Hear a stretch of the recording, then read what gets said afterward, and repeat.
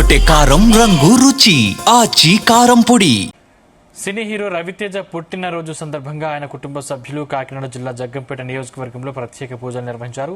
శ్రీ రుక్మిణి సత్యభామ సమేత శ్రీ రాజగోపాల స్వామి ఆలయంలో సుదర్శన యాగం జరిపించారు. రవితేజ పుట్టినరోజు సందర్భంగా ఆయన తల్లి భూపతిరాజు రాజలక్ష్మి, భార్య కళ్యాణిల సమక్షంలో పురోహితుల వేద మంత్రోచ్చరణలతో స్వామివారికి పూజ కార్యక్రమాలు, హోమాలు జరిగాయి. ఈ కార్యక్రమంలో రవితేజ బంధువులు, గ్రామంలోని భక్తులు పాల్గొన్నారు.